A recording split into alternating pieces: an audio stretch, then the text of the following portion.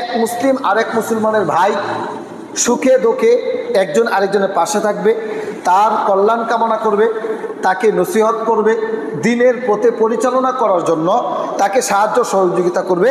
এটা ঈমানের দাবি। একজন আরেকজনের সাহায্যে এগিয়ে আসবে, তার ক্ষতি করবে না, তাকে সবসময় চাইবে ভালো দিক নির্দেশনা দেওয়ার, তার পাশে থাকার, কুরআন সুন্নাহ মোতাবেক জান্নাতের পথটা তাকে দেখে দেওয়ার জন্য সদা সর্বদাই তার নিজের মনকে সচেষ্ট রাখবে। এটা ঈমানের দাবি। আমি নামাজ রোজা হজ যাকাত ঠিকঠাক মতো পালন করি, কিন্তু আমার ভাই ঠিকঠাক মতো পালন করে না। সে হতে পারে আমার সহোদর ভাই অথবা ঈমানের ভিত্তিতে ভাই, যেটাই হোক তার হিত কামনা করা, কল্যাণ কামনা করা, এটা আমাদের ঈমানি দায়িত্ব।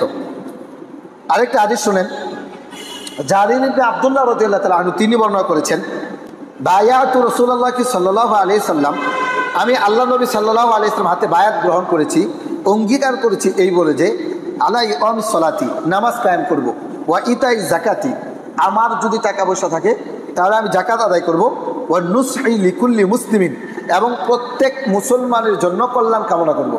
কোনো মুসলমানের জন্য আমি অকল্যাণ কামনা করব না, প্রতিটা মুসলমানের জন্য আমি কল্যাণ কামনা করব। এই বলেই জারির ইবনে আব্দুল্লাহ রাদিয়াল্লাহু তাআলা আনহু রাসূলের হাতে বায়াত গ্রহণ করেছেন। তাহলে ইসলাম ধর্ম গ্রহণ করেছেন সাহাবী কেরাম এই বলে এক মুসলমান আরেক মুসলমানের সাহায্য করবে। কিন্তু আমরা কিন্তু এর উল্টা চলছি। আমরা যদি কাউকে বিপদে পড়তে দেখি, উল্টা তাকে আরও বিপদে ফেলতে চাই। কিন্তু সাহাবী কেরামের বৈশিষ্ট্যটা এমন ছিল, যদি কোনো মুসলমান বিপদে পড়েছে, জান দিয়ে মাল দিয়ে তাকে বিপদ থেকে রক্ষা করার জন্য চেষ্টা ফিকির করেছে। এই জন্য সাহাবী কেরামের মর্যাদা অপরিসীম, আর আমাদের মর্যাদাই নেই। আমাদের যে ঈমান, আমাদের ঈমানের মধ্যে মুনাফিকি আছে, নেফাক মিশ্রিত আছে, কিন্তু তাদের ঈমান ছিল স্বচ্ছ। যেই ঈমানের মধ্যে কোনো ভেজাল ছিল না, নির্ভেজাল ঈমান তাদের ছিল, কিন্তু আমাদের ঈমানের মধ্যে ভেজালের অভাব নাই। এজন্য একজন মুসলিম আরেকজনের মুসলমানের পাশে থাকবে, সুখে দুঃখে তাকে সতর্ক করবে, সৎ কাজে আদেশ করবে, অসৎ কাজে নিষেধ করবে। এটা ঈমানি দায়িত্ব। যে রাসূল আমাদেরকে যে দিন ধর্ম দিয়ে গেছেন, যে ইসলাম আমাদেরকে দিয়ে গেছেন, এটা যদি আমরা পছন্দ না করি, তার রেখে যাওয়া দিন, রেখে যাওয়া ধর্ম পরিপূর্ণভাবে যদি আমরা পালন না করি, তাহলে আমরা ঈমানদার হতে পারবো না। এ সম্পর্কে গুরুত্বপূর্ণ একটা হাদিস রাসূল বলেছেন, লা ইউমিনু আহাদুকুম হাত্তা ইউহিব্বা লিআখিহি মা ইউহিব্বু লিনাফসিহি। রাসূল বলেছেন, ততক্ষণ পর্যন্ত তোমাদের কেউ ঈমানদার হতে পারবে না যতক্ষণ পর্যন্ত নিজের জন্য যা পছন্দ করো অপর মুসলমান ভাইয়ের জন্য তা পছন্দ না করবা, ততক্ষণ পর্যন্ত তুমি প্রকৃত মুসলমানই হতে পারবে না।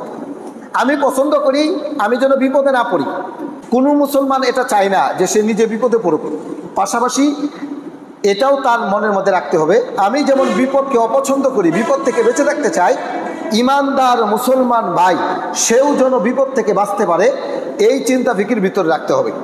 যতক্ষণ পর্যন্ত নিজের জন্য যা পছন্দ করেন অপর মুসলমান ভাইয়ের জন্য তা পছন্দ না করবেন, ততক্ষণ পর্যন্ত আপনি ঈমানদারি হতে পারবেন না, আপনি মুমিনই না। তাহলে আপনার জন্য যা পছন্দ করেন মুমিন মুসলমান ভাইয়ের জন্য তাই পছন্দ করতে হবে। এখন আমাদের সমাজের মধ্যে এর উল্টা চলছে। আমার আত্মীয় স্বজন বিপদ থেকে মুক্ত থাকবে, অপরের আত্মীয় স্বজন বিপদে যুক্ত হবে, এর জন্য আমাদের মন সদা সর্বদা লালায়িত থাকে।